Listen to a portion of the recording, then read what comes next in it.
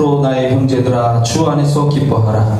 너희에게 같은 말을 쓰는 것이 내게는 수고로움이 없고 너희에게는 안전하니라. 개들을 삼가고 행악하는 자들을 삼가고 몸을 상해하는 이를 삼가라. 하나님의 성령으로 봉사하며 그리스도 예수로 자랑하고 육체를 신뢰하지 아니하는 우리가 곧 할례파라. 그러나 나도 육체를 신뢰할 만하며 만일 누구든지 다른 이가 육체를 신뢰할 것이 있는 줄로 생각하면 나는 더욱 그러하리니 나는 8일 만에 할례를 받고 이스라엘 족속이요 베냐민 지파요 히브리인 중에 히브리인이요 율법으로는 바리새인이요 열심히는 교회를 박해하고 율법의 의로는 흠이 없는 자라. 그러나 무엇이든지 내게 유익하던 것을 내가 그리스도를 위하여 다 해로 여길 뿐더러 또한 모든 것을 해로 여김은 내 주 그리스도 예수를 아는 지식이 가장 고상하기 때문이라. 내가 그를 위하여 모든 것을 잃어버리고 배설물로 여김은 그리스도를 얻고 그 안에서 발견되려 함이니 내가 가진 의는 율법에서 난 것이 아니요 오직 그리스도를 믿음으로 하나님께로부터 난 의라. 아멘. 자, 한 주 동안 평안하셨나요? 자, 오늘 말씀 제목은요, 내 주 그리스도 예수를 아는 지식이 가장 고상하다라는 제목으로 말씀을 하나씩 살펴보면서 말씀을 드리도록 하겠습니다. 자, 맨 처음에 1절 말씀을 한번 보도록 하겠습니다. 끝으로 나의 형제들아, 주 안에서 기뻐하라. 왜 사도 바울은 빌립보 교회에게 기뻐하라고 이렇게 했을까? 먼저 이제 흐름으로 보면 2장을 잘 봐야 됩니다. 흐름으로 봤을 때 맨 처음에 사도 바울은 자기가 로마에 지금 셋집이라고도 하는데 옥중에 지금 갇혀 있는 상황입니다. 구류라고도 하죠. 근데 갇혀 있는데 여하튼 빌립보 교회가 건강하게 자라기를 바라고 있고 이것이 그리스도의 날에 자신에게 자랑할 것이 있게 하는 것이다 라고 이렇게 말을 했습니다. 그리고 빌립보 교회의 믿음의 제물과 봉사 위에 자신이 제물로 바쳐져서 죽는다고 할지라도 기뻐하며 너희들도 기뻐하라. 그래서 그 말씀의 연장으로 지금 이렇게 기뻐하기를 원한다 이렇게 지금 말하고 있다라고 첫 번째 생각을 해볼 수가 있고요. 두 번째는 바울의 동역자로 두 사람을 소개했습니다. 하나는 디모데, 한 사람은 에바브로디도. 든든한 일꾼으로 이 두 사람이 사도 바울과 그리고 빌립보 교회를 연결해주는, 그래서 좋은 소식을 오고 가게 해주는 그러한 그 일을 하고 있기 때문에 염려하지 말아라 라고 이렇게 말하고 있다 라고 이렇게 흐름상으로 또 생각해 볼 수가 있습니다. 기뻐하라 이런 얘기죠. 그 다음 세 번째는 지금부터 말하고 있는 내용이에요. 그 핵심적인 내용은 예수 그리스도를 아는 지식이 고상하다, 즉 탁월하기 때문에, 어떤 것과 비교할 수 없을 만큼 탁월하기 때문에 예수를 위한 일이 가치가 있는 것이다. 가치가 있는 예수를 위해서 죽어서 부활에 이르려고 하는 삶의 방향을 가지고 있기 때문에 나도 기뻐하고 너희도 기뻐해라. 그리고 그런 마음으로 적들과 싸워서 이겨내고 기뻐하면서 고난도 이겨내라 라고 이렇게 말씀하고 있다라고 볼 수가 있는 점입니다. 여하튼 이 중에서 과거적인 어떤 그 교회가 잘 성장하기 때문에 자랑할 것이 있는, 또 빌립보 교회의 두 사람의 동역자가 역할을 잘해주니까 이런 것들도 있겠습니다만, 오늘 우리에게 의미는 세 번째 의미가 있을 것입니다. 즉 예수 그리스도를 위한 일이 가장 가치 있다 라고 하는 것에 대해서 오늘 우리도 확신을 가지고 기뻐하면서 적들과 싸워 이겨내고 고난이 있어도 이겨내야 한다 라고 이렇게 말씀을 볼 수가 있는 점인 겁니다.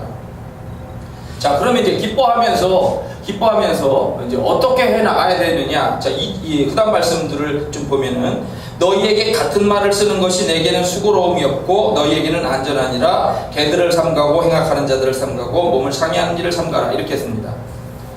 사도 바울이 지금 다른 교회에도 편지를 보내고 있거든요. 권면의 말을 하고 있어요. 그렇기 때문에 다른 교회에서 하는 것처럼 내가 빌립보 교회에 권면의 말을 하는 것이 내게는 편한 일이다, 비슷한 일이고, 그리고 너희들의 신앙에도 도움이 되는 것이니까 그렇게 알아들어라 라고 말을 하는데, 그 첫 번째 권면의 말씀이 오늘 보니까 율법주의자들을 지금 조심하라 라고 하는 내용을 말하고 있는 겁니다. 율법주의자들을 오늘 말씀에 세 가지로 묘사를 하고 있어요. 첫째는 개들이라고 표현을 하고 있어요. 개들을 삼가라. 개들은 물론 착한 개를 우리가 생각해 볼 수도 있는 겁니다만 나쁜 의미로 사납다는 거예요. 때로덤비죠. 사나워요. 그리고 개는 더럽다라고 하는 인식을 갖고 있었습니다. 고대에는. 그러니까 더럽다. 그런데 여기서 의미는 사납고 덤벼든다 라고 하는 이런 의미를 가지고서 말하고 있는 겁니다. 이 개들을 삼가야 된다. 이게 율법주의자인 겁니다. 그 다음에 행악하는 자들, 이 사람들도 율법주의자예요. 개념이 악한 일꾼들이라는 뜻을 갖고 있습니다. 행악하는 자들이 악한 일꾼들이다. 율법 자체는 좋은 거예요. 율법은 우리로 하여금 죄를 깨닫게 하고 복음, 하나님의 은혜로 나아가도록 이렇게 하는 역할을 하는 겁니다. 근데 율법주의자라고 하는 것은 뭐냐면 그것만 안다는 거예요. 구약에서 하나님이 얘기해 주신, 모세를 통해서 주신 율법만 알고 이것의 한계를 알지 못하고 하나님의 은혜 안으로 나아가지 못하는 거예요. 그게 무슨 얘기냐면 하나님의 은혜가 필요 없고 내가 율법을 온전히 다 행함으로써 나는 구원을 얻을 수 있다 라고 자랑하게 되는 겁니다. 그런데 성경은 이야기하죠. 사람은 절대로 100% 하나님의 율법을 온전하게 행할 수가 없다. 즉 하나님의 의의 기준에 이를 수가 없다는 거예요. 나도 모르는 사이에 거짓말하고 나도 모르는 사이에 욕하고 그런 게 있잖아요. 전혀 흠이 없는 사람이 어디 있겠냐는 거죠. 모든 사람들은 다 흠을 가지고 있어요. 그래서 율법으로는 구원을 얻을 수가 없는데 이 악한 일꾼들은 완전히 이룰 수 있다라고 착각하고 그렇게 가르치고 말하고 있다는 거죠. 그 다음에 세 번째는 몸을 상해하는 일을 삼가라. 이게 또 율법주의자인 겁니다. 개념상. 전에 개혁 성경에서는 이 몸을 상해하는 일을 뭐라고 그랬냐면은 손할례당을 삼가라 이렇게 표현을 했었습니다. 잘 이해하기 어렵죠. 손할례당. 근데 몸을 상해하는 일이라는 거예요. 원래 이 정상적인 그 유대인들이 드리는, 하나님께 드리는 제사에서는요, 사람을 바치거나 자기 몸에 칼을 대서 자기 몸을 이렇게 피를 내서 이렇게 자기 몸을 상해하는 일을 하지 않아요. 그런 제사는 이방 제사입니다. 이방인들이 하나님, 그 자기들의 신에게 드리는, 그래서 자기 아이들을 바치죠. 특히 뭐 암몬 족속의 몰렉이라고 하는 신에게 드린 그것이 인신제사. 막 불 가운데, 불구덩이에 이렇게 해서 지나서 몰렉이라고 하는 그 소를 닮은 그 신에게 여기에다가 아이를 올려놓고 태워 죽이는 거예요. 율법에 없고 그런 걸 하지 말라라고 그랬어, 하나님은. 그런데 이 이방제사에서 행하는 자기 자신의 몸에 이렇게 칼을 대서 피를 베면서 이렇게 내면서 드리는 제사를 따라 하더라는 거예요. 이거는 하나님의 은혜를 저버리는 행동이에요. 여러분 그거를 잘 이해하려면 옛날에 구약시대에 갈멜산에서 엘리야가 바알과 아세라 선지자들 850대 1로 싸운 거 기억나시죠? 그때 처음에 이 사람들이 이제 자기들의 신을 부르면서 막 춤을 추고 노래를 했어요. 근데 이 바알과 아세라라는 태양신, 달의 신, 이런 신들은 다 우상이고 가짜잖아. 없는 거잖아. 없는 거를 허상인데 있는 것처럼 착각하고 믿고 있는 거란 말이야. 엘리야가 얘기하죠. 야, 니네 신 자고 있나 보다. 연마을에 놀러 갔나 보다 하고 놀려요. 그러니까 빨리 불러라. 그러니까 얘들이 이제 화가 나니까 점점점 신을 증명하기로 했거든.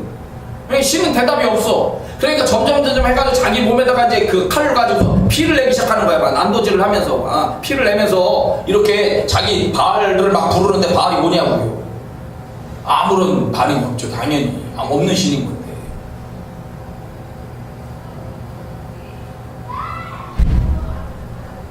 자, 여하튼 이런 개들, 행악하는 자들, 몸을 상해하는 사람들까지 나오는 그런 상황에 이 모든 것이 율법주의자들에게서 나타나는 현상이었다라고 보는데, 이 율법주의자들이 사도 바울이 선교할 때 적대자로서 계속 사도 바울을 추적하면서 집요하게 복음 사역을 방해하고 공격을 하곤 했습니다. 그리고 이방인들이 유대교 안으로 구원을 받으려면 할례를 받아야 된다라고 할례를 강요했고, 사도 바울의 사도직을 부인했고 복음을 공격하는 일들을 계속했던 거예요. 그러니까 이런 것들을 조심하고 맞서 싸워 이겨라 라고 이렇게 얘기를 하고 있는 겁니다. 오늘날에도 여러 이단들이 성경과 복음을 왜곡하고 있고 교회를 왜곡하고 사람들을 현혹하고 있습니다. 제가 밴드에도 올렸습니다. 밴드 안 들어오신 분들은 이렇게 신청을 해서 들어오시도록 하시면 됩니다. 최근에 이단 신천지의 이야기를 했어요. 저 인천에 목회를 하는 저희 그 동기가 있는데 그 교회에 자기 교회 성도인 척하고 편지를 보내더라는 거예요. 저는 저에게 막 갖다 놨어요, 편지를. 근데 제가 다 그냥 쓰레기통으로 다 믿지도 않고 그냥 다 버려버리죠. 우리도 옵니다. 유인물이 오고 뭐 CD도 왔고, 그다음에 또 최근에도 그런 CD와 그런 그 유인물 책까지 이렇게 왔어요. 근데 다 버리죠, 제가. 근데 자기 교회 성도인 척하고 편지를 보냈어요. 그래서 신천지를 자랑하는 거죠. 그게 뭐냐? 사악함을 제가 신천지를 싫어하지만 신천지는 직접적으로 공격을 하지는 않거든요, 사실은. 그죠? 우리는 신앙적으로 그들을 불쌍히 여기면서 이렇게 위에서 기도해주는 이런 입장은 비대, 직접적으로 공격하는 일은 뭐 매일상 이렇게 그 인터넷 댓글이나 이런 거에서 간혹가다 하는 경우는 있지만 직접적으로 이렇게 하진 않거든요. 근데 그들은 직접 하는 거예요, 직접. 이것이 그들의 사악함의 증거다라고 우리가 표현할 수가 있는 거예요. 이런 개들을 우리는 조심하면서 우리의 신앙을 수호하고 지켜나가야 된다라고 하는 것을 먼저 이야기를 하고 있는 겁니다. 그 다음 3절 보죠. 하나님의 성령으로 봉사하며 그리스도 예수로 자랑하고 육체를 신뢰하지 아니하는 우리가 곧 할례파라. 자, 진정한 할례파는 사도 바울이 늘 얘기했어요. 육체를 따르는, 육체에다가 몸에 할례를 해가지고 이렇게 할례 받은 사람이고 하나님의 백성의 표식이다라고 생각하는 것은, 이것은 겉으로 드러난 문제이기 때문에 이거는 마음의 할례를 해라. 마음에. 구약에서부터 예언자들이 얘기한 의미들도 있죠. 너희들이 마음으로 하나님을 따르지 않으면서 겉으로 할례해가고 겉으로 교회 다닌 척하고 하면 그게 구원받냐 이거죠. 쉽게 얘기하면. 마음에서부터 하나님을 사랑하고 이렇게 마음의 할례를 행해야 된다라고 하는 얘기를 하는 거예요. 그래서 오늘 말씀해 보니까 하나님의 성령으로 봉사하라. 기쁨으로 예배를 드리는 거예요. 주님의 일을 기쁨으로 하라는 얘기죠. 봉사하면서. 또 그리스도 예수를 자랑하라는 거죠. 그리스도 예수 안에서 얻어지고 있는 하나님의 은혜와 사랑을 찬양하고 자랑하는 겁니다. 육체를 신뢰하지 마라. 자, 육체라고 하는 말은 헬라어로 사르키라고 하는 말이에요. 사르키. 몸, 인간의 성품, 타락한 본성, 이런 것들로 표현되는데, 하나님께서 인정하시는 의로움을 얻을 수 없는 의식, 지식, 노력, 자랑, 이런 모든 것들을 다 포함하는 거예요. 하나님이 원하시지 않는, 하나님께서 구원을 이루는데 전혀 도움이 되지 않는 그런 세상적인 것에 대해서 너희들은 신뢰하고 자랑하면 안 된다라고 하는 얘기를 하고 있는 겁니다. 그러니까 오늘 우리가 교회 안에서 신앙을 배우는 것은 뭐냐면 하나님의 성령으로 봉사하는 걸 배우는 거예요. 그걸로 예배하고 섬기고 그리스도 예수를 자랑하는 것을 배워야 되는 거예요. 육체를 신뢰하지 않는 것을 배워야 되는 거예요. 세상에서는 육체를 신뢰해야 합니다. 자기 걸 자랑해야 됩니다. 그걸 넓히고 그걸 세우고 그런 것에 관심을 맞추고 있지만 그런 것이 영원한 것이 아니거든요. 하나님이 기뻐하시는 일이 무엇인가를 생각하고 그거를 위해서 노력하라는 거예요. 자, 그래서 4절 말씀을 이제 합니다. 4절 이하에. 자, 따지고 보자 얘기죠. 따지고 보자. 그러나 나도 육체를 신뢰할 만한, 나도 자랑할 거리가 있다는 거예요, 사실은. 만일 누구든지 다른 이가 육체를 신뢰할 만한 것이 있는 줄로 생각하면 나는 더욱 그러하리니 나는 8일 만에 할례를 받고 이스라엘 족속이요 베냐민 지파요 히브리인 중인 히브리인이요 율법으로는 바리새인이요 열심히는 교회를 박해하고 율법의 의로는 흠이 없는 자라. 야, 따지고 보자. 나도 사실은 말이야 인간적으로 자랑할 게 많아, 이런 얘기예요. 율법적이고 육체적인 면에는 자랑할 것이 많은데, 첫째, 8일 만에 할례를 받았다는 거예요. 원래 이방인들은 유대교로 개종할 때 그때 할례를 받잖아요, 대부분. 근데 유대인들은 태어나면 8일 만에 할례를 해야 돼요. 그러니까 8일 만에 할례를 받는 것은 굉장한 영광이야. 자기 인생을 출발하면서 자기 인생을 하나님 앞에 드려진 그런 존재다, 선택된 백성이다라는 표식을 갖고 있는 거예요. 또 이스라엘 족속이라고 얘기합니다. 이스라엘이라고 하는 말은 이삭의 아들 야곱이 천사와 씨름해서 얻은 일입니다 라고 우리가 보통 얘기하는데, 물론 그 천사는 여호와의 사자로 표현되어 있어서 천사라고 하기보다는 어떻게 보면 구약에 나타난 그리스도일 수 있다라고 표현을 하는 거예요. 근데 여하튼 일단 일상적으로 천사라고 하니까 천사라고 하더라도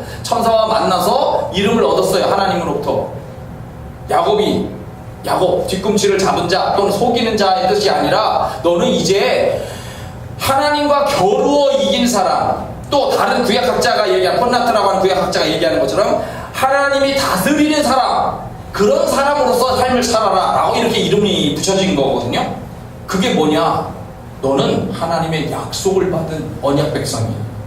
하나님의 다스림, 통치를 받는 그런 거룩한 백성, 성민이야 라고 이렇게 이야기를 하고 있는 거예요. 근데 내가 이스라엘 족속이라는 거예요. 그 야곱부터 이어지고 있는 이스라엘 그 안에 내가 존재하고 있다는 거예요. 또 베냐민 지파라고 그랬습니다. 야곱이 사랑한 여자가 라헬입니다. 그 라헬이 두 명의 아들을 낳았어요. 하나는 요셉, 하나는 베냐민. 자, 근데 요셉은 총리도 되고 그래서 요셉 지파가 크죠. 하나님의 복을 받아서 따블이 됩니다. 따블. 그 아들의 이름으로 불리죠.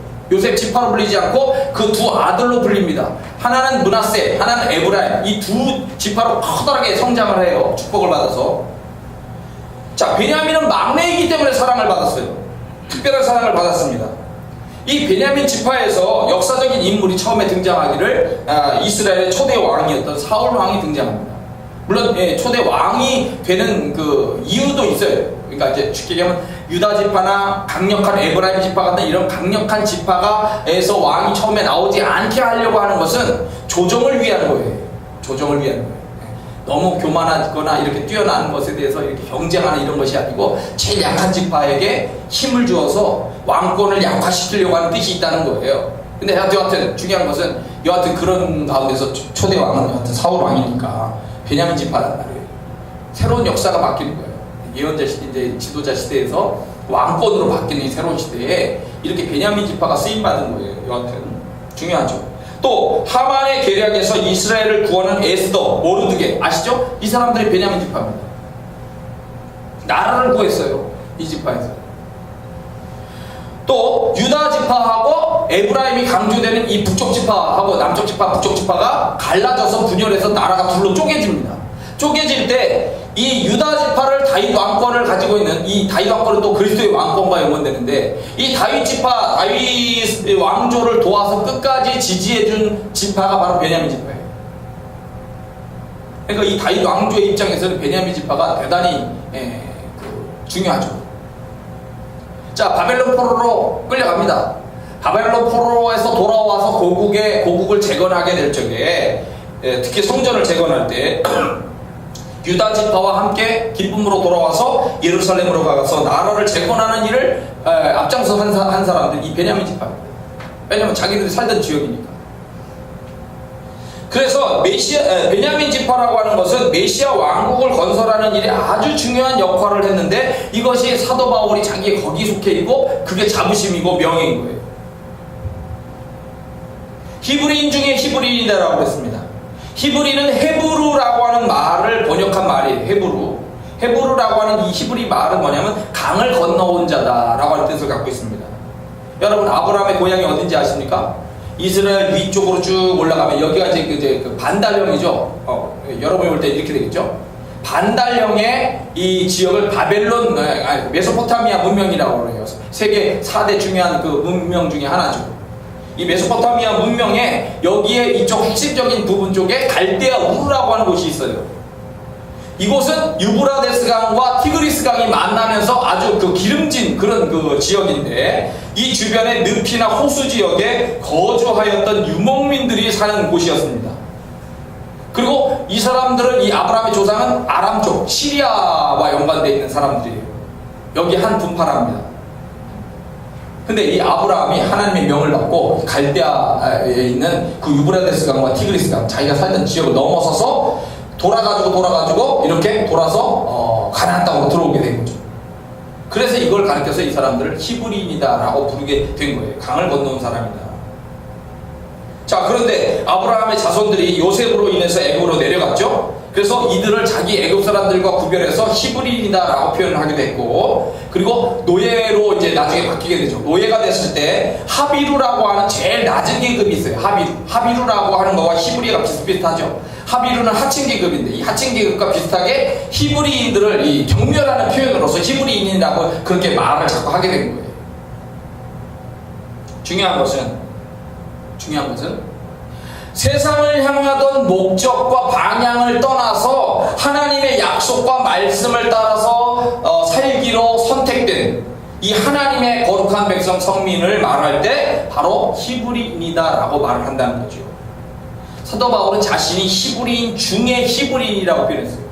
그것은 뭐냐면 혈통적으로 계속해서 그 히브리인의 혈통을 자기가 가지고 있고, 역사적으로도, 그리고 유대인의 방식으로 따져봐도, 그리고 히브리 이 말로 그러니까 그 당시에 이제 그 세계 언어는 헬라어니까 헬라어, 그리고 아람어, 시리아 이런 것들이 예수님들이 아람어를 주로 많이 사용하시는 그때인데, 그런 히브리, 그러니까 헬라어나 아람어를 사용하는 것이 아니라 고대로부터 자기들의 원래 민족 언어인 히브리어, 구약의 히브리어로 써져 있잖아요. 그 히브리어로 어릴 때부터 양육을 받았다는 거예요. 자기 어머니가 그 유대인이기 때문에. 히브리인 중에 히브리인이라는 것은 히브리의 교육을 받으면서 자라온 거예요. 자랑할 게 이렇게 많다는 거죠. 다섯 번째, 율법으로는 바리새인이다라고 하는 걸 또 자랑할 만하다고 얘기했습니다. 바리새라고 하는 말은 불리하다라고 하는 말입니다. 히브리어 파라시에서 나온 말인데, 잘못된 세상과 분리해서 말씀을 지키고 거룩함을 추구하려고 하는 그런 파를 바리새파라고 얘기하죠. 이 바리새파의 전통을 거슬러 올라가면 하시딤이라고 하는 곳에서 만나게 됩니다. 하시딤은 뭐냐? 그 당시가 알렉산더 대왕 아시죠? 필립공, 그리고 필립 황제와 그리고 알렉산더로 이어진 이 헬라 제국, 마게도니아를 중심으로 했었던 헬라 제국이 세계를 다스렸거든요. 이쪽 유럽, 아프리카를 거쳐서 저쪽 인도 있는 데까지 이 모든 전 지역을 알렉산더가 다 영토를 넓히면서 다 차지하고 죽었어요. 젊은 나이에 33살에 죽었어요. 그러면서 이 나라를 세 장군이 나눠 가지면서 이 제국을 뭐라고 그러냐면 헬라 제국이라고 불렀어요. 헬라 제국. 근데 이 헬라와 알렉산더 대왕의 헬라화 정책에 따라서 헬라 제국이 운영이 되는 건데, 그 헬라 제국, 거대한 제국 안에 있는 모든 사람들은 다 헬라어를 쓰도록 한 거예요. 히라버라고도 하고, 쉽게 그리스어죠. 그리스어를 쓰라고 한 거예요. 그러면서 이 동양과 서양의 모든 것들이 막 짬뽕을 시킨 거야. 그래서 너희들 자신의 고유적인 것보다는, 그런 것보다는 우리가 모두가 하나가 되어서 하나의 말을 쓰고 하나의 생각을 갖고 하나의 문화를 갖고 하나의 종교를 가지고 이렇게 하나가 되자. 나는 저 그리스도적인 생각을 갖고 있는 거죠. 하시림은 이런 헬라화 정책과 싸우는 경건한 사람들인 거예요. 분리시켜서. 그것이 성경에 등장하는데 다니엘과 세 친구들인 거예요. 다니엘과 세 친구들은 풀문불 속에 들어가고 사자굴 속에 들어가죠. 특히 풀문불은 7배를 더 뜨겁게 했다고 했어요. 데리고 가는 병사가 타 죽을 정도니까. 그런데 이 사람들이 그런 엄청난 위협을 받아요. 목숨을 내놓으라는 거죠. 만약에 네 신앙을 지키려고 한다면. 그런데 목숨을 걸고 기꺼이 풀문 속에 들어가고 사자굴 속에 들어가는데 천사가 구해주고, 그리고 사자 입을 막아서 구해주고, 결국 하나님에 대한 신앙으로 싸우고 이긴 사람들이 된 거예요.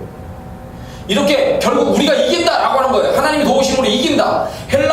헬레니즘이라는, 이 헬라화된 정책을 헬레니즘이라고 해요. 헬레니즘과 싸우는 이 신앙을 지키려고 하는 시오니즘, 이 하시림의 유산으로부터 이어받아가지고 바리새파가 등장하게 된 거예요. 자라게 된 겁니다. 발전하게 된 거예요. 그리고 사도 바울 당시에는 로마의 정책과 싸우면서 신앙의 유산을 지키려는 사람들이 있었던 거고, 이 사람들이 최고 법적인 사내들인 공회에 소수로 이렇게 자리매김을 하고 있는 거예요. 나머지는 다 사두개파고 작은 인원이지만 이 사람들이 바리새파가 명맥을 유지하고 있는 거죠. 이 사도 바울은 바리새파의 최고의 스승으로 알려진 가말리엘이라고 하는 그 스승이 있는데, 그 스승을 랍비 위에 있는, 랍비보다 더 위대한 사람을 우리가 랍바라고 합니다. 랍바. 우리가 선생님보다 더 위대한 사람을 선생이라고 부릅니다. 선생. 한국말로. 마찬가지로 랍비 위에 랍바에 해당하는 가말리엘이라고 하는 이 놀라운 스승 밑에서 훈련을, 율법 교육을 받은 사람이에요. 그리고 BC 1세기경에 바리새파가 둘로 나뉘어집니다. 온건하게 율법을 지키자 한 사람들이 힐렐을 중심으로 한 힐렐 학파, 완고하게 철저하게 더 율법을 지켜나가자 하는 것이 샴마이 학파. 그런데 사도 바울은 사도행전 초기에 등장하지만 기독교인을 잡아 죽이는 그 역할을 했죠. 산헤드린의 그 꼭두각시로서 이렇게 등장해가지고 과격하게 행동하는 모습을 보이거든요. 그런 거를 보면은 완고하게 율법을 지키려고 하는 샴마이 학파에 속한 그런 사람일 가능성이 높다라고 볼 수가 있겠습니다. 추정하는 거지만. 근데 여하튼 나는 바리새파다. 굉장히 자부심, 아주 자부심으로 똘똘 뭉친 사람이고요. 여섯 번째, 열심히는 교회를 박해하고 율법의 의로는 흠이 없는 자다. 다메섹 도상에서 예수님을 만났어요. 근데 그 만나기 전까지 산헤드린의 최고 그 꼭두각시로서 기독교인을 박해하기 위해서 노력을 했고, 그리고 그 이스라엘 지역 안에서 다 되니까 이제는 공문까지 받아가지고 다메섹이라고 하는 그 시리아 쪽으로 이렇게 위까지 올라가지고, 그러다가 물론 예수님을 만난 거예요. 자기가 바리새인으로서 이 신앙의 유산을 지키는 이런 기독교인 이 사람들을 죽이는 것이다. 내가 이 일에 앞장서겠다. 라고 이렇게 얘기하는 거거든요. 그리고 율법이 요구하는 모든 명령과 기준들을 철저히 지키려고 하면서 자기의 의를 강조하는 이런 사람이었던 거예요. 자, 따지고 보자. 세상적으로, 율법적으로 자랑할 것? 니들 자랑할 거 많다고 그러지. 나도 이렇게 자랑할 거 많아. 이렇게 얘기하는 거죠. 그런데 다메섹 도상에서 예수님을 만난 거예요. 그 예수님이 사람이나 아니면 돌팔이라고 이단처럼 생각했지만 그것이 아니고 그분이 하나님인 것을 깨닫게 된 거예요. 큰 충격을 받고 눈도 멀고, 그리고 내가 충성하고 사랑하고 지키려고 했었던 하나님에 관련된 이것이 온통 뒤죽박죽됐다라고 하는 걸 깨닫게 된 거예요. 하나님의 은혜로 주어지는 선택, 예수 그리스도의 십자가를 통한 구원의 역사와 믿음의 소중함을 이때 이해하게 된 겁니다. 율법으로는 의를 얻을 수가 없는 것입니다. 그래서 내가 그동안 지키고 자랑했었던 이 세상의 모든 자랑거리들을 내가 이제는 사실은 해로 여기고 배설물처럼 이렇게 여긴다 라고 얘기하게 된 거예요.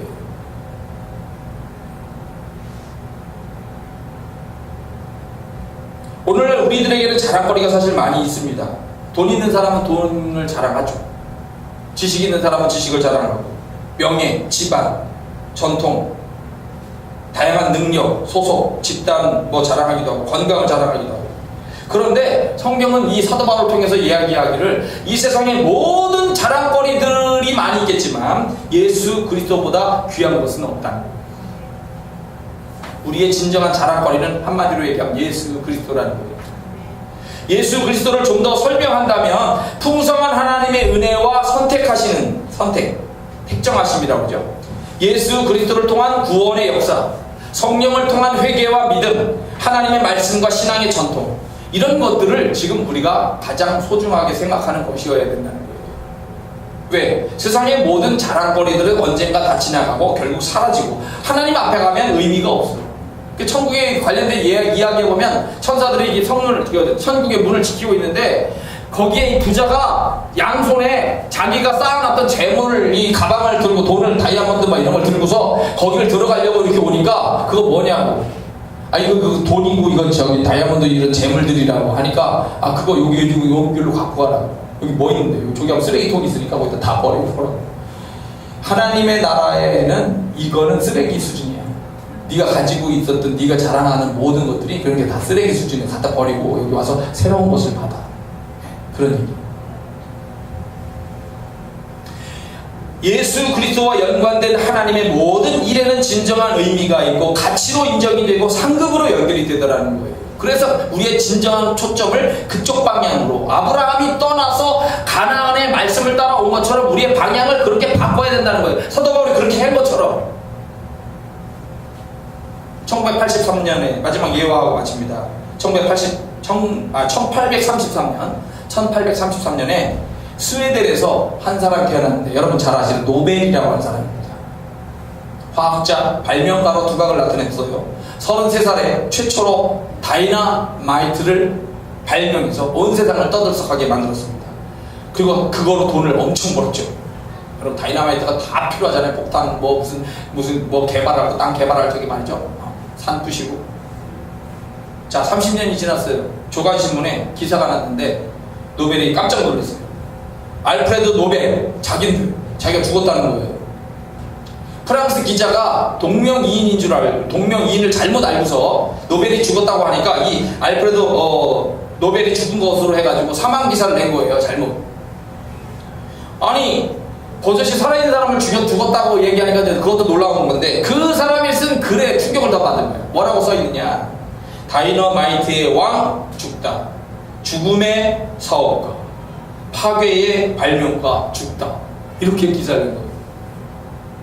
그 기사를 보는 순간 충격을 받고서, 지금 내가 살아있기에 만족이지 정말로 죽는다면 이 기사가 사실로 그렇게 나오지 않을까? 오늘이라도 내가 죽으면 사람들은 나를 어떻게 평가할 것인가 라고 하는 평가에 대한 부분을 생각하기, 고민하기 시작한 거예요. 그리고 마음으로 결단을 했죠. 내가 다이너마이트의 발명으로 모은 전 재산을 이제는 생명을 살리는 일에 정말 쓰고 싶다. 그래서 자기의 것을 기꺼이 다 내놓고 인류의 평화와 번영을 위해서 공헌한 사람들에게 이것을 나누어 주시오 라고 유언을 하게 된 거고, 그리고 그거를 해서 만들어진 것이 바로 노벨상 제도인 겁니다. 어떻게 삶을 바라볼 것이냐는 거예요. 어떻게 삶을 바라볼 것이냐. 세상적으로 향하던 그런 모든 것들, 그리고 그렇게 했던 모든 그 시각을 바꿔서 하나님 중심으로 세상을 보고 살아야 된다. 진정한 성공이 무엇이냐, 진정으로 가치 있는 것이 무엇이냐, 하나님 앞에서 진정으로 의미 있는 것이 무엇인지 생각하면서 살아라. 내 주 그리스도 예수를 아는 지식이 나는 가장 고상하다. 그렇기 때문에 너희도 그렇게 살아라 라고 이렇게 말씀하고 있는데, 오늘 여러분도 저도 그렇게 생각하시면서 기쁨으로 잘 달려가시는 그런 여러분도 제가 되기를 축원합니다. 다시 한번 기도하겠습니다. 은혜로우신 하나님 아버지 감사합니다. 사랑할